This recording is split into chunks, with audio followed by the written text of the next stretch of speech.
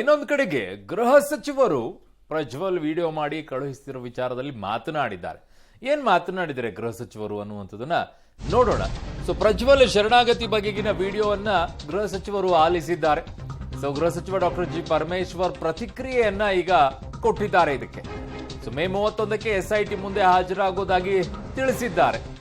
ವಿಡಿಯೋದಲ್ಲಿರೋದು ಅದನ್ನ ನಾನು ಸ್ವಾಗತಿಸ್ತೀನಿ ಅಂತ ಪರಮೇಶ್ವರ್ ಅವರು ಹೇಳಿರೋದು ಗೃಹ ಮಂತ್ರಿಗಳು. ಪ್ರಜ್ವಲ್ ಬಂದ ಬಳಿಕ SIT ಕ್ರಮ ಕೈಗೊಳ್ಳುತ್ತೆ ಅಂತ ಹೇಳಿ ಅವ್ರ ಕೆಲಸ ಅವ್ರು ಮಾಡ್ತಾರೆ. ಅವರು ವಿದೇಶಕ್ಕೆ ಹೋಗುವಾಗ ದೂರು ದಾಖಲಾಗಿರ್ಲಿಲ್ಲ.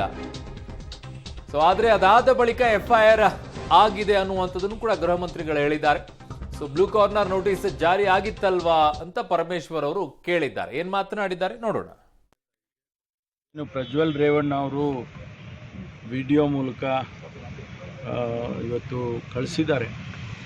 ನಾನು 31ನೇ ತಾರೀಕು 10 ಗಂಟೆಗೆ SIT ಮುಂದೆ ನಾನು ಬರ್ತೇನೆ, ಅವರಿಗೆಲ್ಲ ಸಹಕಾರವನ್ನು ಕೊಡ್ತೇನೆ ಅಂತ ಏನು ಹೇಳಿದ್ದಾರೆ ಅದನ್ನು ನಾನು ಸ್ವಾಗತ ಮಾಡ್ತೇನೆ.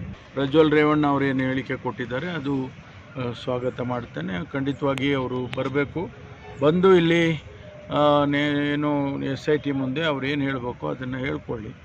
ಆನಂತರ SIT ಅವ್ರ ಹತ್ರ ಏನು ಎವಿಡೆನ್ಸ್ಗಳಿದೆ, ಏನು ಮಾಹಿತಿಗಳಿದೆ, ಅದರ ಆಧಾರದ ಮೇಲೆ ತನಿಖೆಗಳು ಮುಂದುವರಿಯುತ್ತೆ.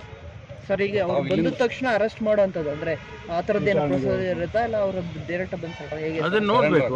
ಅವರೇ ಸರೆಂಡರ್ ಆಗ್ತೀವಿ ಅಂತೇಳಿ ಅರೆಸ್ಟ್ ಅಂತೂ ಮಾಡ್ತಾರೆ. ಯಾಕೆಂದರೆ ಅರೆಸ್ಟ್ ಮಾಡೋದಕ್ಕಾಗಲೇ ಈಗ ವಾರಂಟ್ ಕೂಡ ಇಶ್ಯೂ ಆಗಿದೆ. ವಾರಂಟ್ ಇಶ್ಯೂ ಆಗಿದ್ದಾಗ ಅವರಿಗೆ ಬ್ಲೂ ಕಾರ್ನರ್ ನೋಟಿಸು ಕೊಟ್ಟು ಅವ್ರಿಗೆ ವಾರಂಟ್ ಇಶ್ಯೂ ಆಗಿ ಖಂಡಿತವಾಗಿ ಅವರಿಗೆ ಅರೆಸ್ಟ್ ಮಾಡಬೇಕಾಗ್ತದೆ. ಆ ದೃಷ್ಟಿಯಲ್ಲಿ ಈಗ ಅವರೇ ಸರೆಂಡರ್ ಆಗ್ತಾರೆ ಅನ್ನುವಾಗ ಅದನ್ನು ಯಾವ ರೀತಿ SITನವ್ರು ತಗೊಳ್ತಾರೆ ನೋಡಬೇಕು. ವಿದೇಶಕ್ಕೆ ಹೋಗೋ ಮುಂಚೆ ತನ್ನ ಮೇಲೆ ಏನು ಕಂಪ್ಲೇಂಟ್ ಆಗಿರಲಿಲ್ಲ, ಹಾಗಾಗಿ ಅದ್ರಲ್ಲಿ ತಂದೇನು ತಪ್ಪಿಲ್ಲ ಅನ್ನುವಂಥ ರೀತಿ. ತಪ್ಪು ಯಾವುದರಲ್ಲಿ ತಪ್ಪಿದೆ, ಯಾವುದರಲ್ಲಿ ತಪ್ಪಿಲ್ಲ, ಅದು ವಿದೇಶಕ್ಕೆ ಹೋಗೋ ವಿಚಾರದಲ್ಲಿ ತಪ್ಪಿಲ್ಲ ಅಂತ ಹೇಳಿರ್ಬೋದು ಅವರು. ಆದರೆ ಅಲ್ಲಿವರೆಗೆ ಖಂಡಿತ ಅವ್ರು ಹೇಳಿದಾಗೆ ಕಂಪ್ಲೇಂಟ್ ಆಗಿರಲಿಲ್ಲ, ಯಾರೂ ಕೂಡ ಕಂಪ್ಲೇಂಟ್ ಕೊಟ್ಟಿರಲಿಲ್ಲ. ಆದರೆ ಕಂಪ್ಲೇಂಟ್ ಆದಮೇಲೆ SIT ಫಾರ್ಮೇಷನ್ ಮಾಡಿದ ಮೇಲೆ ಮುಂದಿನ ವಿಚಾರಗಳು ಬೆಳಕಿಗೆ ಬಂದಿರತಕ್ಕಂಥದ್ದು. ಅದಕ್ಕಾಗಿ ಅವರಿಗೆ ವಾರಂಟ್ ಇಶ್ಯೂ ಮಾಡೋದಾಗಲಿ ಅಥವಾ ಬ್ಲೂ ಕಾರ್ನರ್ ನೋಟಿಸ್ ಇಶ್ಯೂ ಮಾಡೋದಲ್ಲಿ ಅದೆಲ್ಲ ಪ್ರಕ್ರಿಯೆ ಏನೂ ಮಾಹಿತಿ ಇಲ್ಲದೇನೆ ಮಾಡೋದಕ್ಕೆ ಸಾಧ್ಯ ಇಲ್ಲ. ಅದನ್ನು ಅವ್ರು ಏನು ಹೇಳಿಕೆ ಕೊಡ್ತಾರೋ ಅದನ್ನು ಅವ್ರು ಕೊಡಲಿ. ಕೊಟ್ಟ ನಂತರ SITನವರು ಏನು ಕ್ರಮ ತಗೋಬೇಕು ಅನ್ನೋದನ್ನು ಮುಂದೆ ಡಿಸೈಡ್ ಮಾಡ್ತಾರೆ.